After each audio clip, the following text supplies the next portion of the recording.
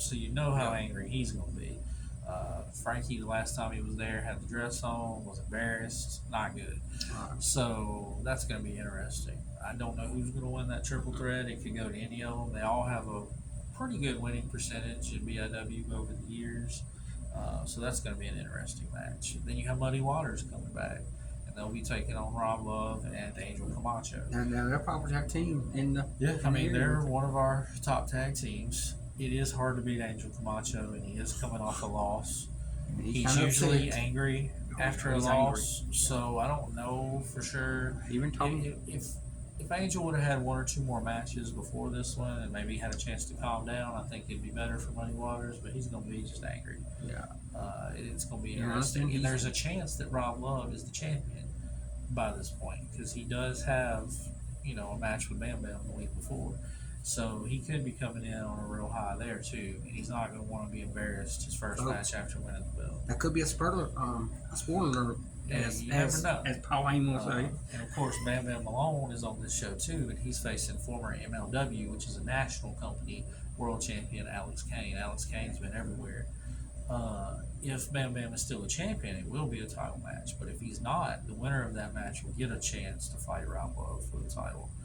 Probably early in the year, January, February, something like that. So, I mean, either way, you're going to have some great matches and different things. But the titles are kind of, it could change because Barrett Brown also has a match on this show with Christian Blake, and Steve Anthony has a match with Alex Arsenal. Whoever is the BIW Deep South Heritage Champion will defend the belt that night. So the title will be defended either way, but it could be Barrett defending it. It could be Steve Anthony defending it. It depends on how the week before goes. And we can't wait for the week before because we have to get the matches out there and do whatever. So we're just going to adjust it on the fly if we need to.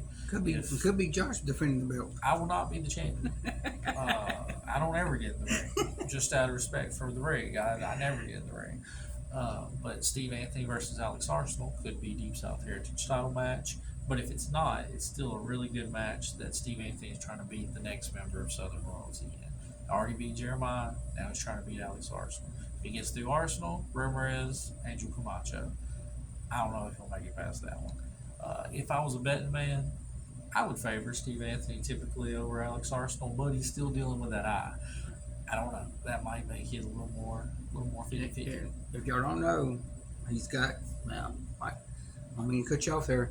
He's got a match with Vordell Walker on November 30th in Homer, Louisiana, in a style of a steel cage match. It does. That's going to be a I've slobber had knocker. Vordell and Steve Anthony wrestle more than anybody else ever.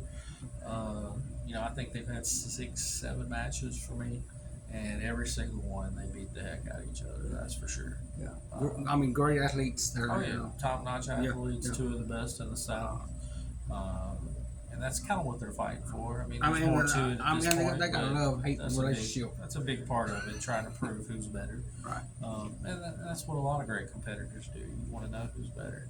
So that's the 6 matches that we have for November 2nd. I know I ran through the last 3 pretty quick. So it's Steve Anthony, Alex Arsenal, possibly for the Deep South Heritage Champion. And there's Barrett Brown versus Christian Blake. Right now, scheduled for the Deep South Heritage Championship, unless anything changes the week before.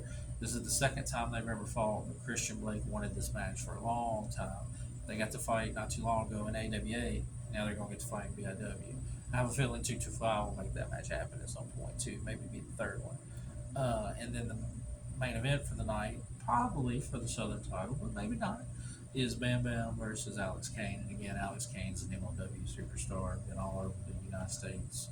He's a suplex kind of guy. He's one of those that likes to get his hands on you and throw you any direction he can. It's gonna be a really good match, and that's the Brookhaven show. Now, and it's also Pat's last ever BIW show as ring announcer. Pat's been with us on and off, man, since the beginning almost, because he would come with DJ and help set up the ring and do different things, and then he eventually worked his way up to like the music, and then he was doing the ring announcing. And he's had a baby recently and needs to focus on his career. So Brookhaven will be his last ring announcing spot ever. Now we already got Jason Camden lined up to just start making those Brookhaven trips. He's been doing all the other towns. He's a good guy. Besides Brookhaven, he's done every other town, but he's taken over after this show. So this will be Pat's last time. So if you see him, shake his hand, tell him thank you for all the years. Uh, let's have a good night.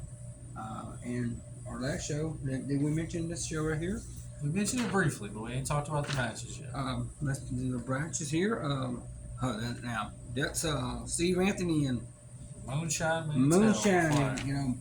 Moonshine is a big old boy, and now November 16th, we're back in Spring Hill. And like I said earlier, we need this to continue to grow, so they keep bringing us back. Right. Frogs Liquidation is the guy to talk to. He's the guy that brings us in. I'm going to meet him tomorrow. Great guy. He used to be here in West Monroe. He owned Frogs Flea Market, but now he owns Frogs Liquidation there in Spring Hill. This Spring Hill show is going to be a lot of fun. We have 5 matches on it. The main event is Steve Anthony versus Moonshine Mantell. Moonshine's not part of Southern Royalty. Steve's kind of fighting off here, but it's somebody that Rob Love wanted Steve to fight to kind of soften him up, to get him a little weaker, do all these things. One of the most physical matches we've ever had was Wardell Walker versus Moonshine Mantell in Farmville, Louisiana. The actual ring moved when Wardell hit the steel post when they were fighting outside. And I'm not talking like, oh, it just shook or whatever. The ring moved. That doesn't happen. Like, that's not something that happens. That is on YouTube, right? They can go watch it. I think that match is on YouTube. But yeah, it was insane. And Moonshine, he lives up near St. Louis. We can't get him in very often, but we try and get him in as much as we can because we know when we do, he's going to deliver one of the best matches of the night, if not the best match of the night. And him versus Steve Anthony is big time. That's two guys very well established, very good at their craft, have resumes. Yes. A lot of times people will say, oh, I'm the best at this, and they don't have a resume. I like when you can look up a guy and go, wow, he's been in a lot of places. He's wrestled a lot of guys. He's beat a lot of guys. He's held a lot of titles. Both these guys fit that criteria of they have real resumes where you can look at and they can back up any claim that they want to make. So I'm He's former NWA junior champion. He's been to NOAH. He's been to New Japan. He ran Harley Race's wrestling school. Was the only 2-time Southern BIW champion. He's been with me longer than any other active wrestler because he was on our second ever show. Nobody from the first show was still with us. Heck, only 2 of them still wrestle full time-ish, or one of them doesn't even wrestle full time, it's part time. So I think only one guy from our very first show still wrestles full time. He doesn't wrestle for us, so Steve Anthony is the longest running guy. He wrestled for us on our second show. I'll never forget, I called Luke Hawk and we tried to work out something and we couldn't. But he said when we got ready to hang up, you need to look up and call Steve Anthony. He's the best wrestler in the South. And I looked him up. I agreed from what I seen. Called him. Been with Steve Anthony ever since. We haven't had any real gaps except for when he went away from wrestling. But he wasn't wrestling for anybody during that. He just time off. Yeah, he just took time off. It was never a retirement, but Just it wasn't time also a promise that he would be back either. There wasn't a hey, I'll be back, or there wasn't a hey, I'm done. It was just we'll see what happens.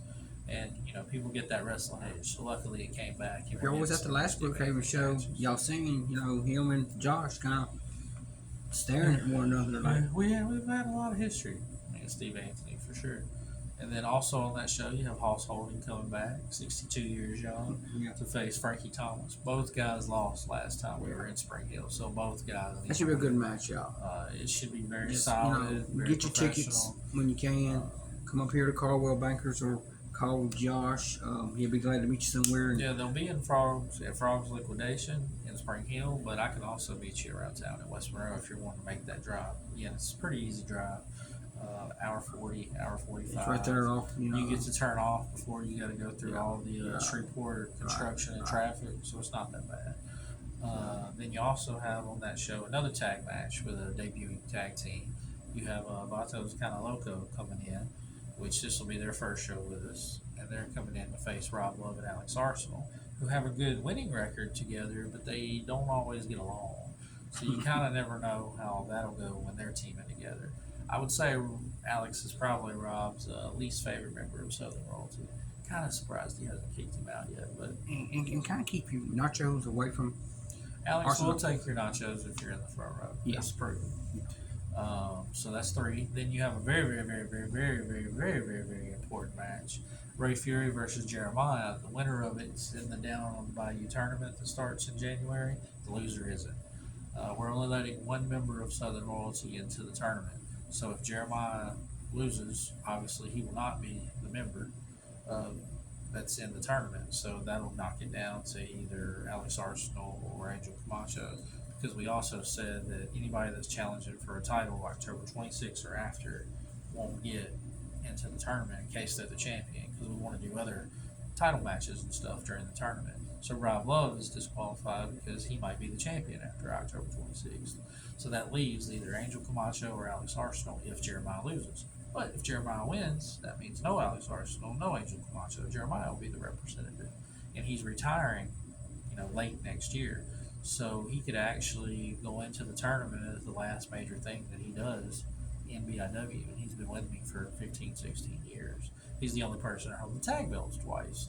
We have one of each. Barry, with the Deep South Heritage, Steve Anthony with the Southern, Jeremiah with the tag. Nobody has held the women's title twice yet. Emmy's held it the one time, and then Cassandra still has it. So we'll see what happens there as, stuff goes on. But if Ray Fury wins, he's in the tournament. Ray Fury is a fan favorite. Ray Fury, everywhere we go, is loved, and people want to see him. He's a fan favorite. When he loses, there's usually tears in the building. And I greet people as they're leaving and ask them, did they have a good time? Just any other questions that come to mind. And the nights that Ray Fury gets beat up, there's definitely some sadness. Shout out to Little Yeet, who comes to every West Monroe show. He travels a lot, but that's Ray Fury's biggest fan. Buys a mask every show. He was in tears last time when Ray lost to Caleb Conley, even though it was a heck of a match. Ray did come up short. But you got to remember, Ray held that Deep South Heritage title for 2 years, which means he basically had 2 years of not losing. So, you can't be perfect every night. It's just not something that happens. So, Ray Fury and Jeremiah, huge. And then the only other match on Spring Hill, we have a women's match, which was going to be Mia Friday versus Catalina. But Mia Friday messaged me yesterday and has family obligations and can't make it. So we're gonna do probably Catalina versus the winner of Ray Lynn and Cassandra Golden on October 26th and make it a women's title match. That's a surprise. So that's a breaking news one. I ain't told nobody that yet. That is a